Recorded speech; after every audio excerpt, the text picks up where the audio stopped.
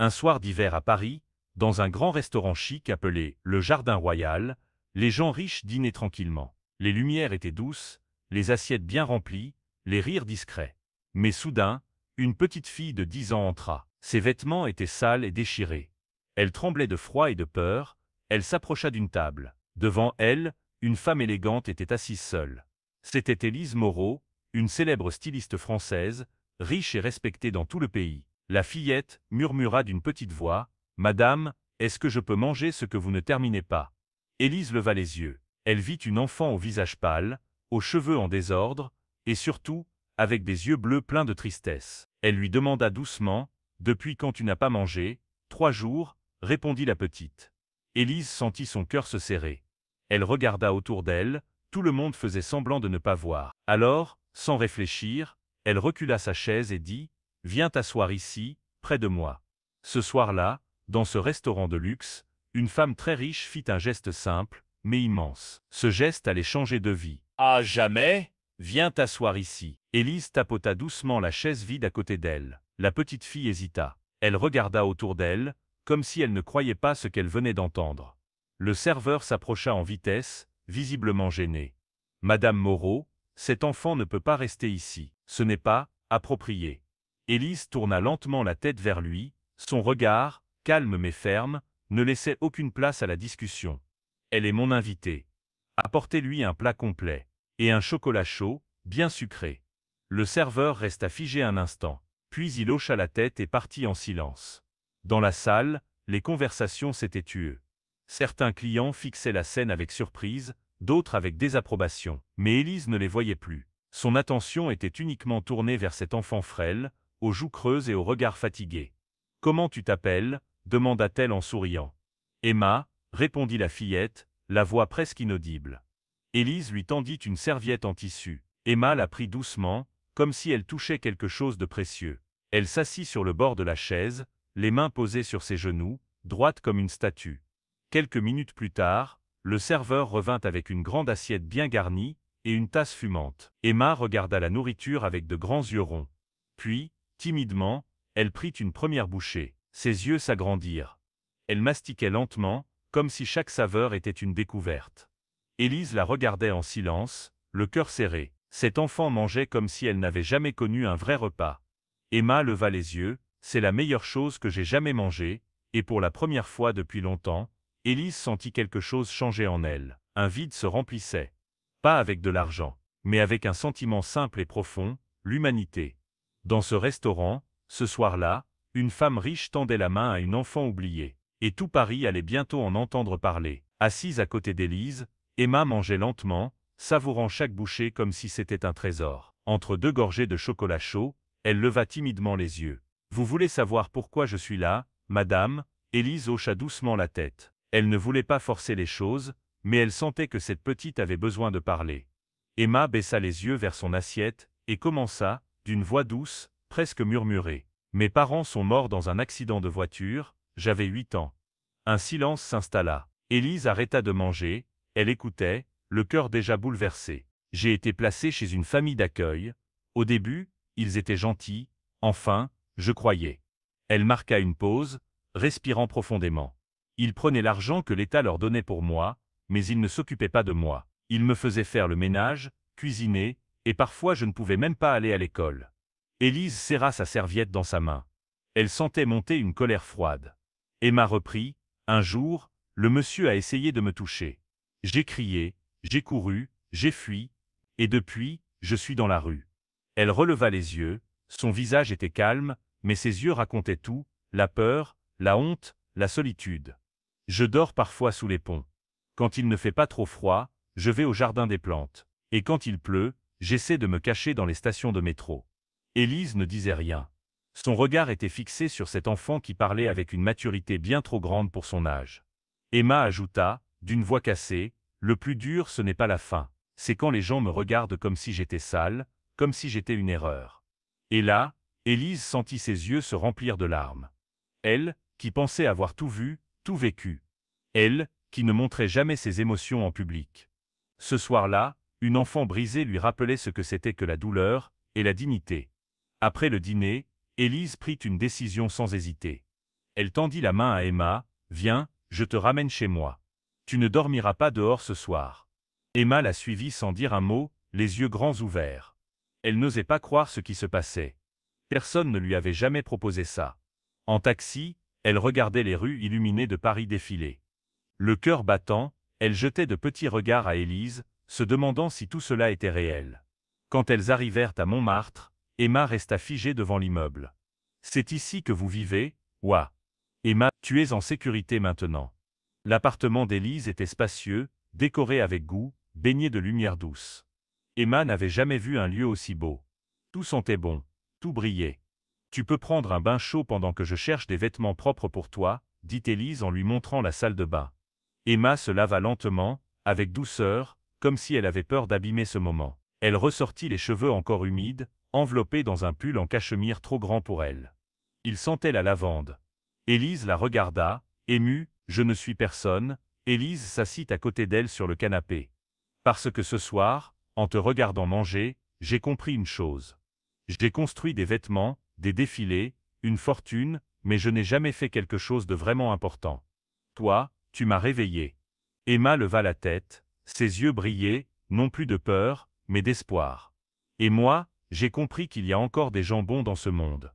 Avant ce soir, je croyais que tout le monde s'en fichait. » Élise prit sa main doucement. « Plus maintenant, tu n'es plus seule. » Ce soir-là, dans un appartement chic de Montmartre, une femme riche et une petite fille perdue venaient de poser les premières pierres d'une vraie famille.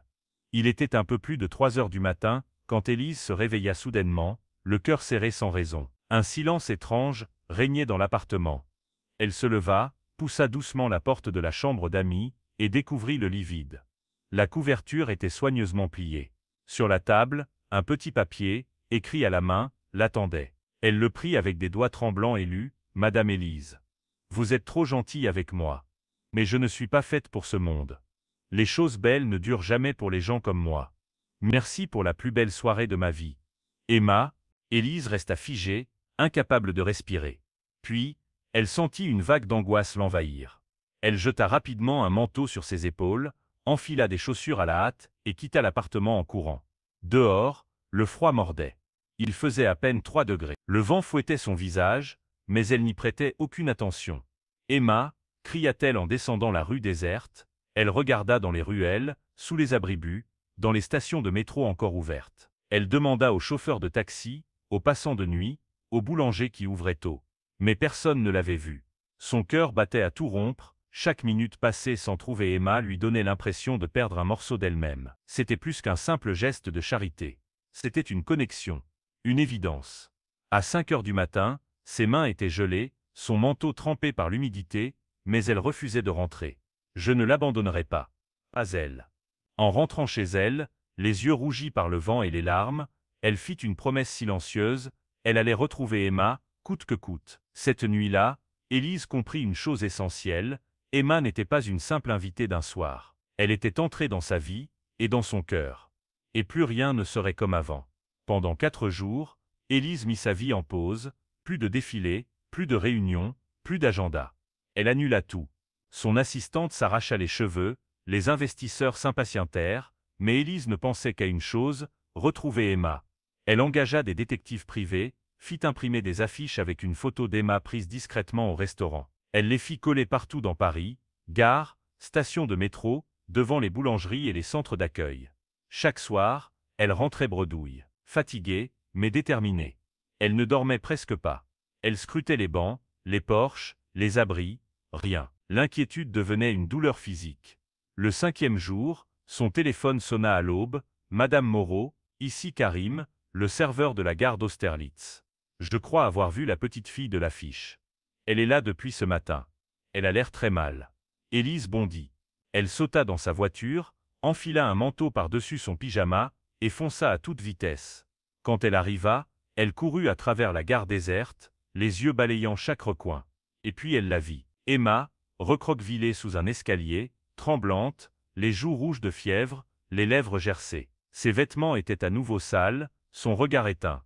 Élise s'agenouilla à côté d'elle. « Emma, Emma, c'est moi. » La fillette ouvrit doucement les yeux, comme si elle n'était pas sûre que ce soit réel. « Je suis un rêve, » murmura-t-elle, la voix brisée.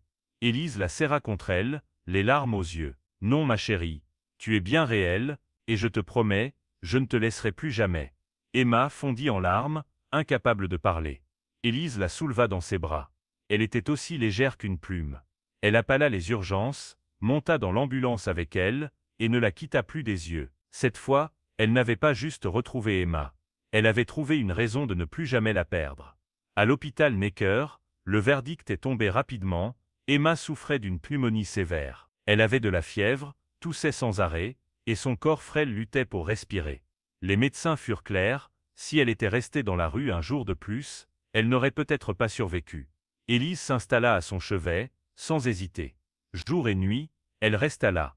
Elle n'alla ni à la maison, ni au bureau. Elle ne dormait que par courtes tranches, assise sur une chaise, veillant sur Emma comme sur un trésor. Chaque matin, elle lui caressait doucement la main. Chaque soir, elle lui murmurait des mots tendres, même si Emma ne pouvait pas encore les entendre. Et puis, 7 jours plus tard, enfin, un miracle.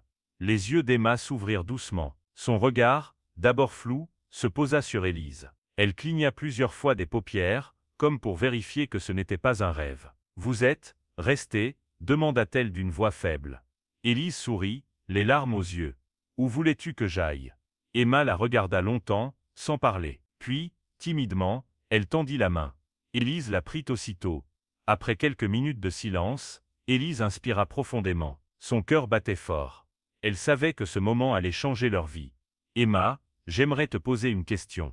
Une très importante. » La petite hocha doucement la tête. « Veux-tu venir vivre avec moi, pas pour une nuit, pas pour un moment, mais pour toujours. Je voudrais t'adopter. » Emma resta figée. Ses yeux s'embuèrent. « Une maman, encore ?» Élise serra doucement sa main. « Oui, une maman, pas parfaite, mais la meilleure que tu puisses avoir. » Emma éclata en sanglots, des larmes pleines de soulagement, de gratitude et d'amour. « Alors je veux bien. Je veux que vous soyez ma maman. » Dans cette chambre d'hôpital, entre les machines et les draps blancs, naquit une nouvelle famille. Pas une famille de sang, une famille de cœur. 6 mois ont passé. La vie d'Emma a changé du tout au tout. Elle vit désormais avec Élise dans un grand appartement lumineux, va dans un bon collège, mange à sa faim chaque jour, dort paisiblement chaque nuit. Mais surtout, elle est aimée. Vraiment, Élise elle aussi, a changé. Profondément. Elle a vendu une partie de son entreprise pour créer la Fondation Emma Moreau, un réseau de centres d'accueil pour enfants sans abri. Paris, Lyon, Marseille, des dizaines de jeunes ont déjà trouvé refuge grâce à ce projet né d'un geste simple, un soir d'hiver.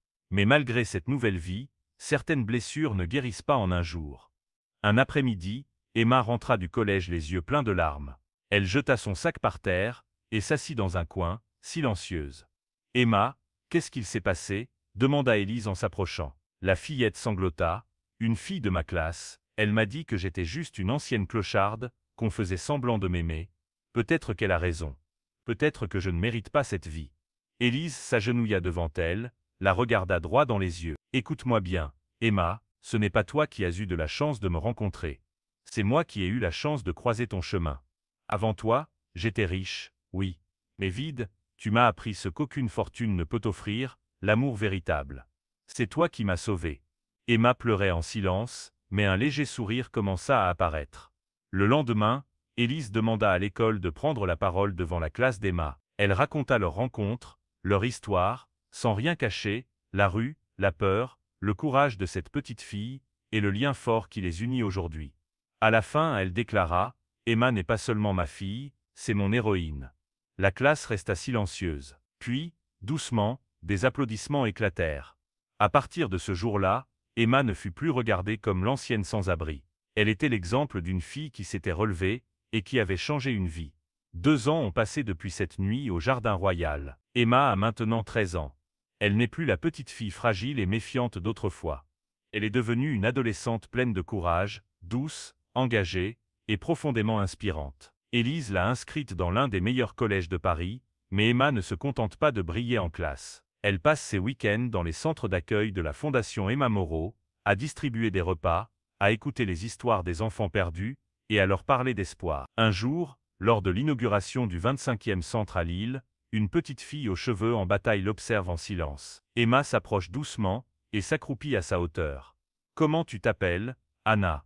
Tu sais, moi aussi, j'ai dormi dehors. Moi aussi, j'ai eu peur. La fillette lève les yeux, surprise. Ce n'est pas d'où tu viens qui compte, continue Emma avec douceur. C'est où tu choisis d'aller, et tu peux aller loin, Anna. Dans le public, Élise regarde sa fille avec les yeux pleins de larmes. Elle n'aurait jamais imaginé qu'un simple geste, une assiette partagée un soir d'hiver, changerait autant de vies. Quelques semaines plus tard, le jour des 14 ans d'Emma, Élise organise une grande fête dans leur maison de campagne près de Bordeaux. Des enfants de tous les centres sont invités. C'est une journée de joie, de jeux, de souvenirs.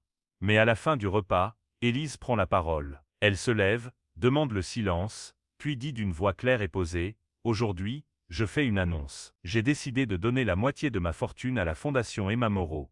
1 milliard d'euros pour continuer à aider les enfants qui en ont besoin. » Un silence stupéfait s'installe. Puis, Emma éclate en sanglots. Elle se lève, court vers Élise, la serre très fort dans ses bras, et murmure à son oreille. « Tu es la plus belle richesse que j'ai connue. Merci de m'avoir choisi. » Élise lui répond simplement, « C'est toi qui m'as révélé. » Et ce jour-là, tous comprirent que la plus grande richesse, c'est un cœur qui aime. Un soir de printemps, Élise et Emma décident de retourner au restaurant, le Jardin Royal, là où tout avait commencé. La même table, près de la grande baie vitrée. Le même serveur, désormais plein de respect, les accueille avec un sourire sincère. Emma a maintenant 14 ans. Elle a grandi, son regard est plus assuré, mais il brille toujours de cette lumière douce et pleine de compassion. Élise, elle, rayonne d'une fierté discrète. Mère et fille savourent un moment simple, entouré de silence, de souvenirs et de gratitude. Alors qu'elle s'apprête à commander, une petite silhouette s'approche timidement. Une enfant, fine, les vêtements usés, les cheveux emmêlés. Elle s'arrête devant leur table, les yeux baissés, et murmure, « Excusez-moi, est-ce que je peux avoir un peu de pain, s'il vous plaît ?» Emma pose doucement sa serviette, regarde la fillette avec tendresse. « Comment tu t'appelles? Sarah, Sarah, tu veux venir t'asseoir à côté de moi ?» La petite hoche la tête sans oser y croire. Emma lui tire une chaise, elle appelle le serveur, « Un plat chaud pour notre invité, et un chocolat chaud aussi s'il vous plaît. » Sarah s'assoit, émue, elle regarde autour d'elle, bouche entr'ouverte, comme si elle venait d'entrer dans un rêve. Emma lui adresse un sourire complice.